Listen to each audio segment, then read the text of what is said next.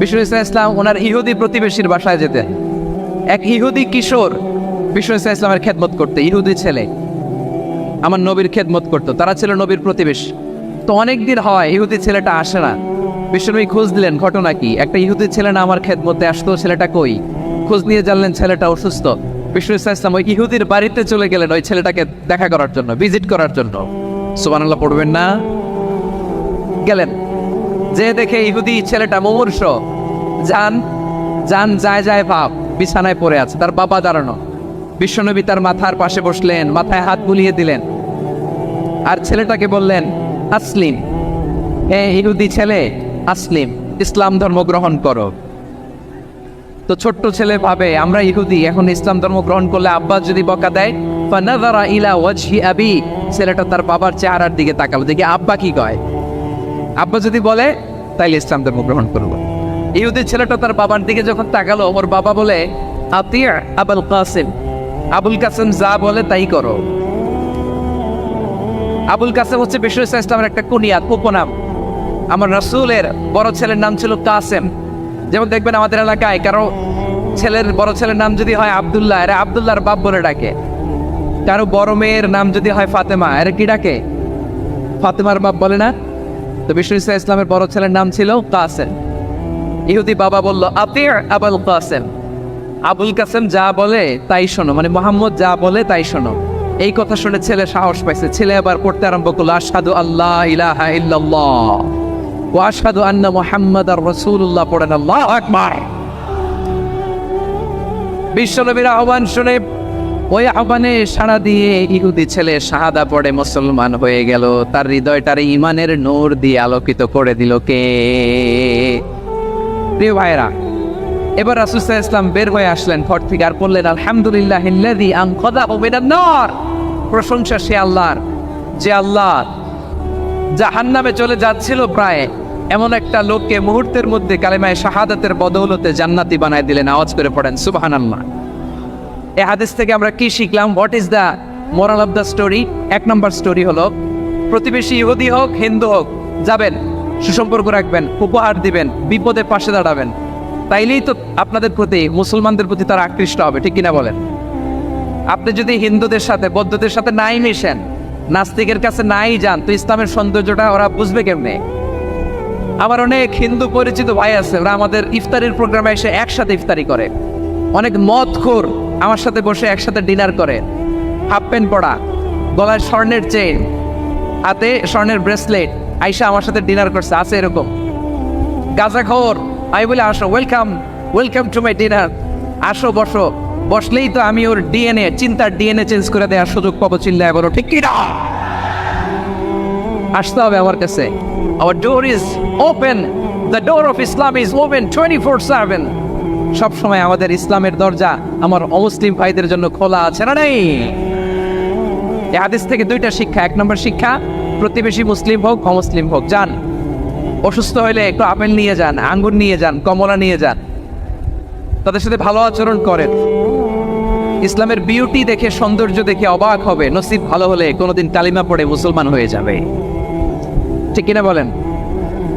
তাহলে অমুসলিমের সাথে ভালো সম্পর্ক। বিশ্বনবী ইহুদির বাড়িতে গেলেন, ইহুদির বাড়ি, আর আমার মুসলমান ভাই আমার কাফের বলে, এরকম আছে না নাই? মুসলিমরা দেখতে পারে না, সহ্য করতে পারে। বিশ্বনবী সাল্লাল্লাহু আলাইহি ওয়াসাল্লাম ইহুদির বাড়িতে গেলেন, এটা একটা শিক্ষা। আরেকটা শিক্ষা হলো, ভাইয়েরা, ধাক্কা মেরে এসে সামনে এসে কি লাভ? প্রোগ্রাম তো শেষ হচ্ছে, এখনই শেষ হচ্ছে। তো এই যে আমাদের বকশি ভাই ওয়াদা নিল, হাত তোলালো, মিম বলে এত কথা বললো, তো আমি জেলায় জেলায় দিয়ে খালি হাত নাড়াই তোমাদের জন্য নাকি? হ্যাঁ, হাত নাড়াই শুধু। এই ধাক্কাইতে ধাক্কাইতে এদিকে এসে হাত নাড়াইতেছে, হয়েছে তো, দেখলাম তো, ঠিক আছে, মাশাআল্লাহ, অনেক সুশৃঙ্খল, অন্যান্য যে কোনো জেলার জন্য সুশৃঙ্খল। আমার দিকে তাকাও, আমার দিকে তাকাও, ঠিক আছে। এই যে দাঁড়িয়ে আছে, একটা ছেলে নড়ে না, দেখছেন? মাশাআল্লাহ মাশাআল্লাহ মাশাআল্লাহ। হ্যাঁ, এইভাবেই।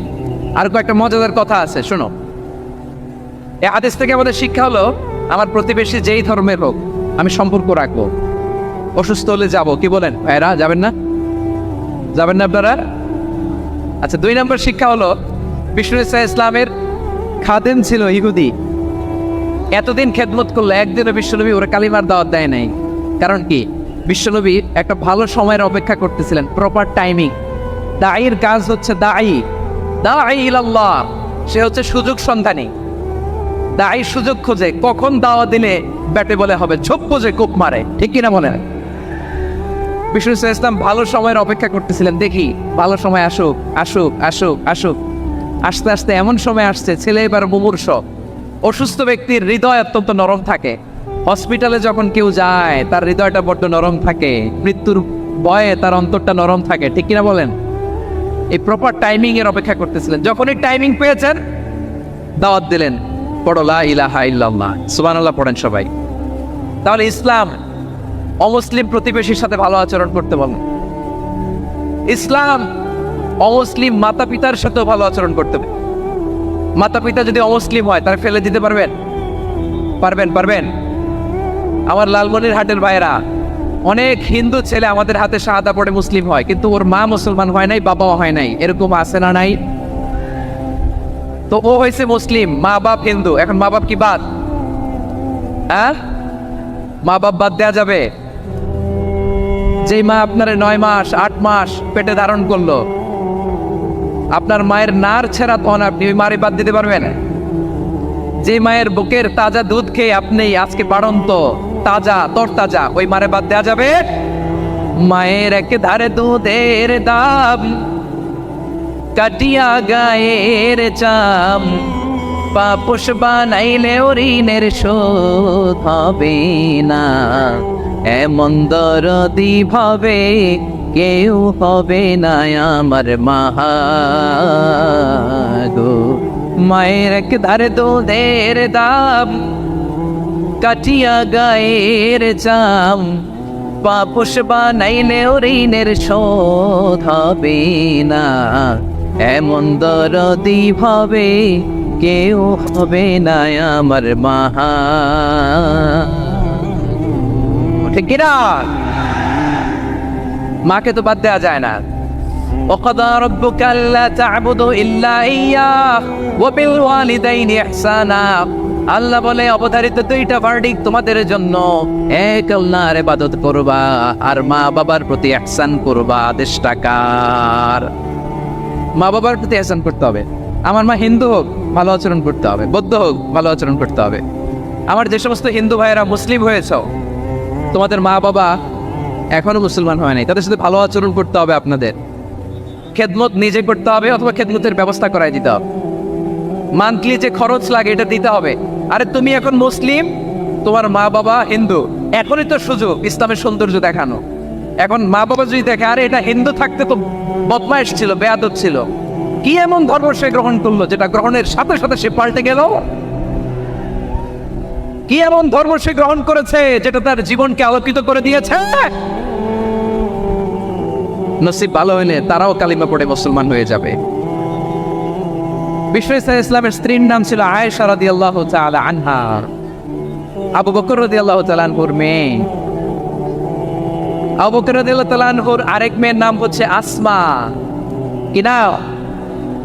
দুজনই আবু বকর রাদিয়াল্লাহু তাআলা আনহুর মেয়ে, আসমা আর আয়েশা। নাম দুটা কেমন লাগে?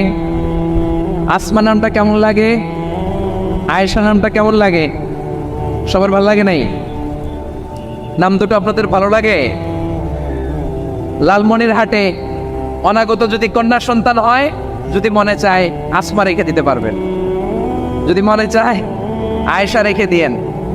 দেশে বিদেশে এয়ারপোর্টে রাস্তাঘাটে শুধু বলে হুজুর একটা নাম দেন, আমার ছেলের একটা নাম দেন, মেয়ের একটা নাম দেন। তেমন মনে আছে যশোরের 8 দিনের মাহফিলে আমি একটা দুটা নাম দিয়েছিলাম।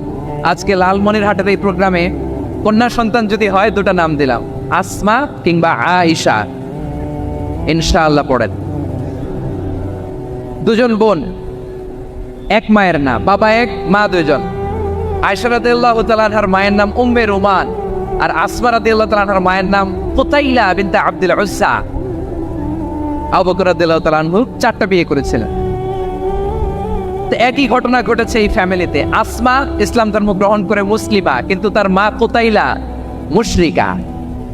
আই রিপিট, বোঝার জন্য আমি আবারও বলি, আসমা রাদিয়াল্লাহু তাআলা আনহা মুসলিমা, আর আসমার মা কোতাইলা, আওয়াজ করে বুঝে থাকলে বলেন, আসমার মা মুশরিকা। তার মানে মেয়ে মুসলিম, মা মুসলিম, বেজাল আছে না নাই? কিন্তু কোতাইলা আর ধৈর্য ধারণ করতে পারে না। নার ছেড়া ধন, কলিজার টুকরা ধন, কলিজার টুকরা সন্তান আসমারে দেখতে বড্ড মন চায়। সাইয়েদনা আসমা রাদিয়াল্লাহু তাআলা আনহা মক্কা থেকে হিজরত করে মদিনায় চলে গেলেন। হুদাইবিয়ার পর যখন মক্কা মদিনার ট্রাফিক স্বাভাবিক হলো, মক্কার লোক মদিনায় যায়, মদিনার লোক মক্কায় আসে। কোচাইলা কলিজার টুকরা সন্তান আসমারে দেখার জন্য কিছু উপহার নিয়ে বিশাল মরুপথ পাড়ি দিয়ে মক্কা থেকে মদিনায় যায়। সুবহানাল্লাহ বলেন। এখন মা আসছে মেয়ের সাথে দেখা করতে, মেয়ে তো আর দেখা দেয় না। মেয়ে ভাবছে আমার মা তো মুশরিকা, অপবিত্রা, তার সাথে কি দেখা দেয়া যাবে? বিশ্বনবীর দরবারে চলে গেলেন। সুবহানাল্লাহ বলেন। কি সৌভাগ্যবান ছিল তারা, মাসলা জানার দরকার হলেই নবীর দরবারে চলে যেত। ঘরে বউয়ের সাথে ঝগড়া হলে নবীর দরবারে চলে যেত। অনেক সাহাবী বলে আমার পেটে ক্ষুধা লাগলেও আমি নবীর কাছে চলে যেতাম, কারণ নবীর চেহারার দিকে তাকালেই আমার পেটের ক্ষুধা মিটে যেত। সাইয়েদনা আসমা রাদিয়াল্লাহু তাআলা আনহা বিশ্বনবীর কাছে চলে গেলেন, যে বললেন ইয়া রাসূলুল্লাহ, হে ইয়া হাবিবাল্লাহ, ইন্না উম্মি কাদিমাতুন ইলাইয়া ওয়া হিয়া রাগিবা।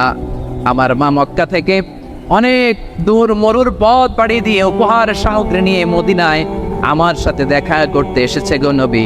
আমার জানতে বড্ড ইচ্ছে হয় আমি আমার মুশরিকা মাখা করতে পারবো কিনা।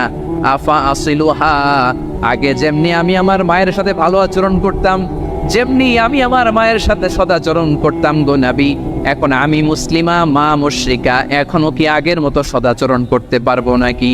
বিশ্বনবী বললেন নাম সিদিহা, এরে আসমা, অবশ্যই অবশ্যই, আগে ঠিক যেমন তুমি তোমার মায়ের সাথে ভালো আচরণ করতে, এখনো তেমনি আগের মতো ভালো আচরণ করবা।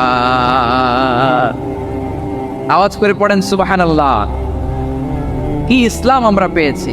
কত ব্রড মাইন্ডেড আমাদের ইসলাম, কত ওপেন মাইন্ডেড ইসলাম, কত ওপেন আপ করতে পারে, চিন্তা করতে পারেন। বিশ্বনবী বললেন হ্যাঁ অবশ্যই, নাম সুলিহা, আগে যেমনি ভালো আচরণ করছো আসমা, এখন ওইরকমই করো, পারলে আরো বাড়াই করো। সুবহানাল্লাহ বলেন। তাহলে আমার যে হিন্দু ভাইয়েরা, হিন্দু বোনেরা, ইমানের বদৌলতে দৌলতে আপনি ধন্য হয়েছেন, আপনার আম্মা আব্বা এখনো মুসলমান হয় নাই, তাদের জন্য দোয়া করেন, তাদের জন্য দোয়া করেন, আল্লাহ যেন তাদেরকেও ইমানের দৌলত দান করে। আমরা সবাই পড়ি আমিন।